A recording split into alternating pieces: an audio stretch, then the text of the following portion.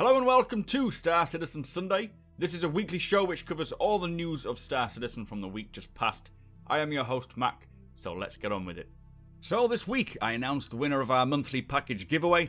We learn more about the Banu Plus, we take a look at how the 3.0 moons are shaping up. So just a quick heads up, I shall be away from the 1st of May to the 8th of May, meaning that Star Citizen Sunday will not be up until the Tuesday or the Wednesday on the week that I get back. I have got a few videos scheduled throughout the week to go live while I'm away, and we'll begin the next monthly giveaway, so be sure to keep commenting and subscribe to enter. I'm camping in Scotland for those who are interested in my travels, so do follow me on Twitter and Instagram as I will be posting images and tweets when I get back, or even while I'm there provided I get some signal. Follow me on Discord as well, as that's the best place to hear what's happening with me. The link is below to join my Discord. Obviously streaming will not be happening while I'm away, but I will pick up where we left off when I get back. So this week's newsletter, Chris Roberts wanted to discuss why they do things like the concept sale, the flight ready sales, and he still sees discussions about why CIG are still trying to raise money after reaching nearly $150 million.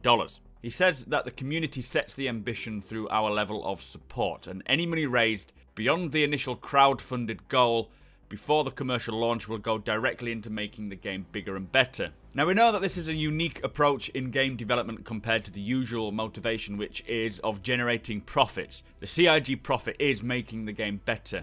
An example of this is in the initial campaign, one of the stretch goals, I think it was the $41 million stretch goal, promised to put a small team together to investigate the procedural tech. Not to dramatically expand the game by making every planet and moon explorable, but because of our continued support, this is now a reality and one of the largest selling points of Star Citizen. The goal is for every location in Star Citizen to make it feel holistic with a palpable history, and they're currently working on ways to add features like outposts, wrecks, small settlements, farms, mining facilities, abandoned ruins, and so on and so forth. Also, the tools they build allow them to effectively and efficiently as possible, create and distribute these features. We have only seen one example of outposts, which we have seen recently, but they do plan to have multiple styles to populate the world. Now when it comes to pledging or giving additional funds, this is obviously our choice. If you choose to stick with the initial package or pledge that you originally went for, then you are already a part of Star Citizen history, and that is perfectly fine. Now the perks and rewards that they offer are for people going the extra mile, and it's a way of CIG saying thank you for helping get the game better, rather than gaining a personal advantage for ourselves down the road. So he says that no matter what the level of support, you should feel happy that if someone else is going above and beyond or pledging more, then they are helping make the game better for everyone. Now he knows that the game is taking longer than we all wanted, but the game has become so much more. You didn't back Star Citizen to play for a few weeks and then discard. You backed it to be a destination to escape with your friends for years to come. And I cannot agree with him more. And the weekly sneak peek this week is the Van Duel, an updated concept art, and it looks far more aggressive than he used to. I really don't want to meet him alone down a dark corridor, but apparently they're going to be 8 feet tall as well, so yeah, pretty scary. Anyway, that was the Star Citizen newsletter. Let's move on to ATV. So, because there was no Star Citizen Sunday last week, I decided to include the ATV from last week in this week's SCS, just so that you can get all the information from the week past. Last week's studio tour was of the LA studio, and they mentioned that soon all the ships will have the heat and power component. They have finished designing the pipes and begun implementing their basic structures. This will manage the flow of elements to allow the individual component contribution to ship behavior. What this means is things like coolers will contribute to how much heat the systems can handle, rather than being statically defined by the heatsink. And after this, each component will need its minute details implementing. For example, the coolers not only affect the overheat temperature limit, but they also offer IR signature masking. Heat sinks no longer define the temperature at which the components heat up and shut down, but heat will now ramp up to its desired temperature rather than just being generated instantaneously. All this will bring the swings and roundabouts to each component, requiring careful consideration when choosing the components to ensure that they all work together and they work well with your ship. They're making improvements to the shopping experience, making it more responsive. The new light group entity, which we have seen a lot about recently, has had several new features. It allows for individual directional lights to rotate. And next up is to get the light groups on the vehicles to rely on the vehicle's power to control the lights, plus interior devices like doors, for example. They're adding a control manager for items and seats, so this can be controlled by either an AI module or a player, So, for example, a turret would be ideal for this. This is a system that can be added to a vehicle to either use an AI module or an operator seat, and this can be used on anything. So, doors, terminals, turrets, everything on board your ships. This really allows for multi-crew play as well. So, players in a particular seat can have control of the weapons, for example, and then they can switch that to the AI to take control, and then when they come back to the seat, reclaim them back again. The ship team completed white box of the Anvil Terrapin and has now moved into the grey box. This includes the basic flight tests and the geometry. The RSI Aurora update has had the controls, the cockpit and the bed currently getting some love. They're looking far better as well, and you can see the cockpit controls are featuring buttons and switches, perfectly in time for the cockpit interaction system. QA are testing new ships and the new animations pipeline. They're also testing moons like Daymar, and we saw some really awesome flight through a little gully there. Far more control than I have, and I can just imagine travelling through that little valley thing on foot, and how tall those actual walls are if you're on foot walking through there. Insane stuff. Anyway, they're maintaining asset consistency. There's checking materials. This is all the PBR materials.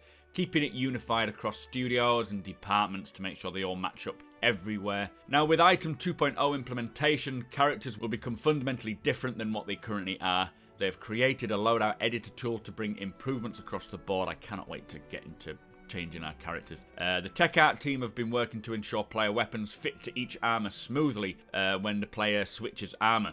So attachments work in real time as the player attaches, detaches armor pieces, moving to the correct location properly. We saw the Heavy Marine, which looked awesome, especially walking along the surface of whatever that is. I can just imagine traveling to an outpost with a few friends, all walking together. The Heavy Marine is now completed and ready to hit the battlefield. The character team has made progress across different outfits, uniforms, and aliens. The Heavy Outlaw has completed its in-game mesh and will move into texturing, rigging, and implementation. Squadron 42 are working on major and minor characters like this one we see now in high poly phase. The OMC Undersuit has finished its high poly phase and ready for in-game mesh and textures. The Marine BDU has moved through textures and onto the final stages.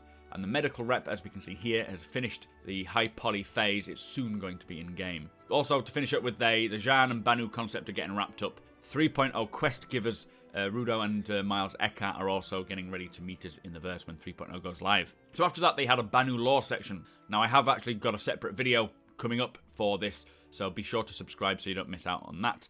And the same goes for the ship shape of the Defender. I will work on more of a detailed look into what the Defender is and who it should be, who should buy it, basically. So do wait for those to come along. But to finish up with on the last week's ATV, they talked about the referral contest and new levels. So they have updated the referral ladder rewards. There are more rewards now. But they also have a contest where anyone can get if you get one referral, you can win a t-shirt. If you get 10 referrals, you can win a pink dragonfly. And this goes up to probably the most impossible for all of us is a Javelin or a Gamescom ticket. I think the Javelin is part of the main referral level. Regardless of whether you have referrals or not, if you get one until the 8th of August, this will count towards the contest. So it all starts now until the 8th. Anyway, that was the first of our 2 Around the Verses.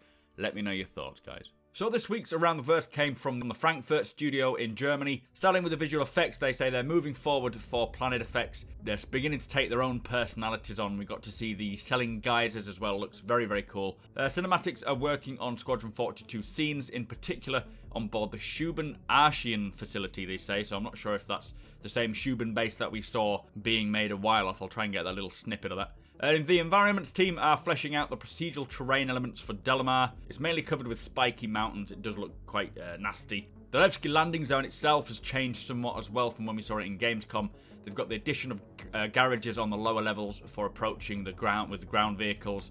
Progress on the mining structures as well to give them a more polished and functional feel. And then final touches on the moons to add final flavour and distinction between them all. And they do look completely different between the 3. Level design has finished design pass on the surface outposts. It's now going to the art team. They are beginning to integrate Levski into the procedural version of Delamar. The upper lobby is added and now can connect to the Levski interior and planetary surface via airlocks, plus serve as a future possible place for an air rail to outlying landing areas, which sounds pretty cool. Kind of like a monorail, I guess, where you can take a trip. They've added some new approaches to Levski as well. Some roads, some parking, some really cool vistas. We can see it's coming along really, really nicely. I'm looking forward to getting inside that and just checking it out. Tech Art has been working on feet placement, getting the look and the feel a bit more realistic, giving players and characters a proper sense of weight. They say they're getting good results, but it just needs a little refining. System design team is progressing with the status system. This is all the things that can happen to a player, so his breathing, suffocating, your stamina, G-force, drinking, being injured, everything basically. They're also added the subsystems to suits to help when it comes to getting punctured and patching and then recharging up the oxygen inside. The usable system is reaching full production status. They're mass producing this for Squadron 42 and the PU. They want to make the world feel more alive, and the AI can now interact with any item in the world, like leaning on a wall, for example, opening a service locker, accessing the power supply within that locker, then removing a broken item and replacing it and then restarting it. Now, this can be done by either the player or the AI, but it can also be interacted by both working together. So if you have some AI on board in your engineering department, as well as a player, they will actually work together rather than just, you know, if one of them starts doing it, then the other one will wander off. They're working on social as well. They're finalising the Spectrum integration, getting the party creation, the management, chat, friends lists, orgs, everything. QA has begun testing the new Stanton system persistent level, looking for blockers. Now, Port Olisar is now in the Stanton level, and they're testing the travelling between the moons, landing, getting out and exploring the surfaces. Subsumption has had the conversation editor added, and it's now being tested. The lighting team has focused on supporting upcoming 3.0 moons. There's lots of attention on surface outposts to get the visual quality that they want. They're implementing the first stage of the new light group, which we have been seeing quite a lot of recently. This allows for the altering of moods in the outpost, so you can have low power, emergency lighting, and maybe even hazardous lighting if the conditions erupt inside. They're also refactoring the ship AI movement. This makes NPCs truly control the ships, giving them a final level of control. NPC pathfinding and navigation has been resolved as well. Apparently they were walking into things and getting stuck. So the weapons team are blocking out new FPS weapons. They say they've got 2 Vandal weapons, 4 of the Castak arms weapons, 3 from Gemini, and then 1 from K-Hix. It looks like another sort of shoulder weapon. I'm not sure what that's for. Could be just a bazooka. Ship weapons have had a first pass on Nightbridge arms, ballistic cannon sizes 2 and 3. This is the first ship weapon going through the new pipeline, being prepped for the modularity upgradable system. The engine team have continued to help with object container system for the seamless huge worlds, plus Solad, which is what they use to build full systems. Now they've spent some time further improving planet tech. We saw this scene, it looks great from when going from ground to space. Still needs a lot of work, but it is looking very, very good.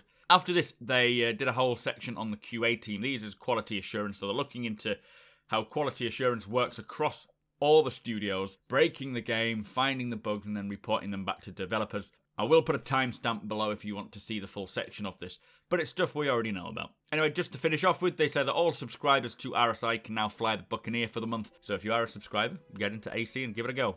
So as you all know, courtesy of my patrons, we have had a giveaway running throughout the month of April. The prize is for a Star Citizen starter package in which the winner can decide between the Aurora or the Mustang. The winner will get the ship plus 3 months insurance, the Self-Land hangar, the Star Citizen digital download, starting money of 1,000 United Earth credits, and the digital Star Citizen manual. To enter, all you had to do was be an active subscriber and comment on any of my Star Citizen videos published in April. So the winner of this month's giveaway is Striker Maxi. Congratulations, sir. If you would like to get in touch with me and let me know what ship you would prefer between the Aurora or the Mustang, I will be sure to get that to you. But please be aware that I am away until the 8th of May, so if you don't hear from me beforehand, don't panic. I will be sure to get it to you once I'm back. If you didn't win, don't worry. I am running another giveaway for the same prize throughout May, so as usual, be sure to subscribe and comment on any video I publish in the month of May to stand a chance, and I will draw it at the end of May. So also this week, the community guest on Citizens of the Stars was a chap called Tyrant, and the developer was a resident bug smasher Mark Abent. There was a new tracker post titled Technical Difficulties, which covered some tech and hacking related bounties, always worth a read if you are planning to be a bounty hunter in the verse. Bug smashers fixed a bug which caused players to float into space when they spawned into a single player match. And finally, now there is some new official Star Citizen merchandise available. Do check out the merch store on the RSI website. So that brings us to the end of the show. Thank you for watching, and thank you to our subscribers, plus a massive thank you to our patrons as you make this possible. If you like what we do and want to help us make it better, follow the link in the description to our Patreon page to learn more.